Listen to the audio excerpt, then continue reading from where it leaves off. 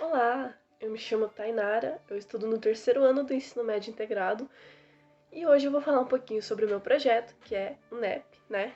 Núcleo de Estudos Políticos. Então, basicamente, como que funciona? É um grupo de alunos, se reúne com um ou mais professores e aí a gente define o tema antes, claro, né? E aí a gente lê um pedaço do livro, um artigo, uma redação, enfim, sobre o tema. E aí, depois de um tempo, a gente se reúne. Então, a gente faz isso mensalmente, né? A gente já faz isso há 3 anos. Os temas principais, como diz o nome do projeto, são temas políticos. Então, no primeiro ano, a gente estudou muito sobre a ditadura que teve no Brasil, né? Sobre temas, livros, etc. No segundo ano, a gente estudou mais sobre as ideologias consideradas antigas, né?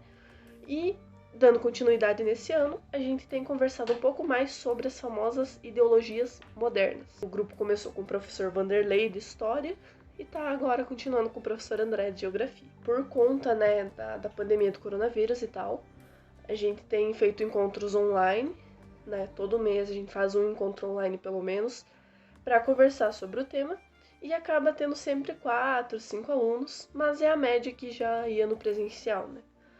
Então, um dos temas que eu trouxe aqui, que a gente já comentou no grupo, são as democracias iliberais. E eu vou destrinchar um pouquinho delas aqui, porque eu achei que é um assunto super interessante, né? E é para exemplificar como que a gente foi discutindo e tal. Então, primeiramente, a gente precisa pensar o que é um pensamento liberal. O que é o liberalismo?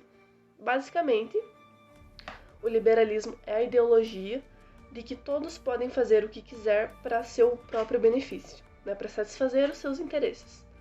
Então, eu quero uma camiseta, que não é minha, da minha amiga.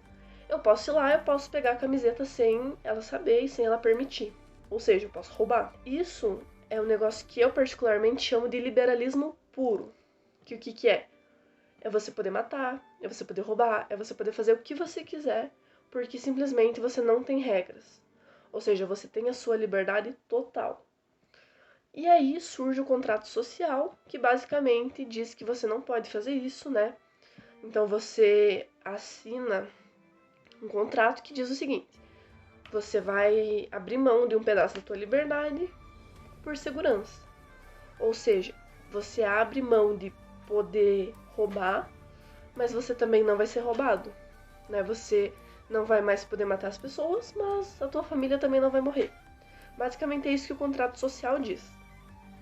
E aí, avançando um pouco, a gente tem o conceito de democracia, que o que é?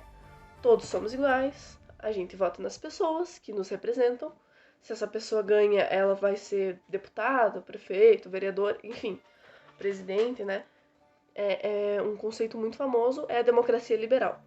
Ou seja, todo mundo tem direitos iguais e tem liberdade até certo ponto, né? Tem direitos e tem deveres. E esses direitos individuais que a gente tem na democracia liberal é conhecido justamente como liberalismo constitucional. Ou seja, eu tenho meus direitos, mas eu também tenho os meus deveres. E aí a gente chega na ideia de democracia iliberal. Esse termo ele foi descrito, ele foi criado pelo pesquisador Fareed Zakaria na década de 90 ali, que dizia o que, basicamente?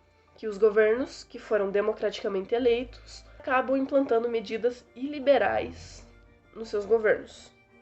Ou eles acabam extrapolando dos limites da Constituição, ferindo as liberdades individuais da população e impondo somente a parte dos deveres e tirando um pouco dos direitos. Ou seja, basicamente o presidente ou o representante ele pode fazer o que quiser. Um exemplo disso é ele pode censurar os estudantes, ele pode fechar congressos, ele pode fazer o que ele bem entender, né? E uma fala, uma escrita dele em 1917, que eu achei muito interessante, eu vou ler aqui um pouquinho. Regimes democraticamente eleitos, com frequência aqueles que foram reeleitos ou confirmados no poder por meio de referendos, têm ignorado rotineiramente os limites constitucionais a seus poderes e destituído seus cidadãos de garantias e direitos fundamentais. Do Peru à autoridade palestina, da Serra Leoa à Eslováquia, vemos a emergência de um fenômeno preocupante na cena internacional, a democracia iliberal. Ou seja, basicamente isso define o termo. É uma democracia, né? Um governo eleito que acaba extrapolando os limites da Constituição. E aí nós temos alguns exemplos, né? Como por exemplo a Rússia de Vladimir Putin, a Turquia de Erdogan, as Filipinas de Duterte e Hungria, né, com Orbán. Então, basicamente, todos esses foram governos eleitos democraticamente que acabaram impondo ditaduras, que não, no caso não é uma ditadura, né, mas eles acabam ferindo a Constituição. Uma coisa que eu mesma pensava era que a democracia por si só, ela era liberal, né? Então, muitos estudiosos afirmavam que a democracia e o liberalismo não podem se separar. Eles nunca vão se separar. E isso é um erro, porque hoje em dia a gente vê que isso é reversível. A gente vê que liberalismo e democracia, um tá aqui e o outro tá aqui. Eles não necessariamente vão estar juntos, mas eles são uma combinação muito boa, porque segundo Haywood, em 2010, ele diz que a liberal-democracia é o único sistema político capaz de manter o equilíbrio da sociedade que a gente tem. Então, na medida que ela concede voz política aos grupos rivais, ela também concede o direito à liberdade individual das pessoas, né? E isso é, querendo ou não, algo muito importante para a sociedade de hoje em dia. E se a gente observar, se a gente for seguindo as democracias iliberais, a gente pode ter dois caminhos distintos, né? O primeiro tá aqui e o segundo tá aqui. Eles são totalmente opostos. Então, o primeiro seria uma democracia sem direitos, ou seja, uma democracia iliberal. Ou uma sociedade que tem direitos, mas não tem democracia. Ou seja, seria um liberalismo antidemocrático, por assim dizer, onde as decisões mais importantes seriam tomadas pelos mais ricos e pelos tecnocratas daquela região, né, em detrimento da vontade da população. Isso foi um exemplo do que aconteceu no debate, né, do que a gente chegou na conclusão, e eu achei esse tema incrível. Eu achei um dos temas mais bons que a gente estudou até agora, porque, por exemplo, eu não sabia que isso existia. Então, por conta do projeto, eu consegui entender isso, eu consegui desenvolver a minha fala, né? Porque, querendo ou não, a gente tem que articular bem, né? A gente tem que falar, a gente tem que pensar no que vai falar.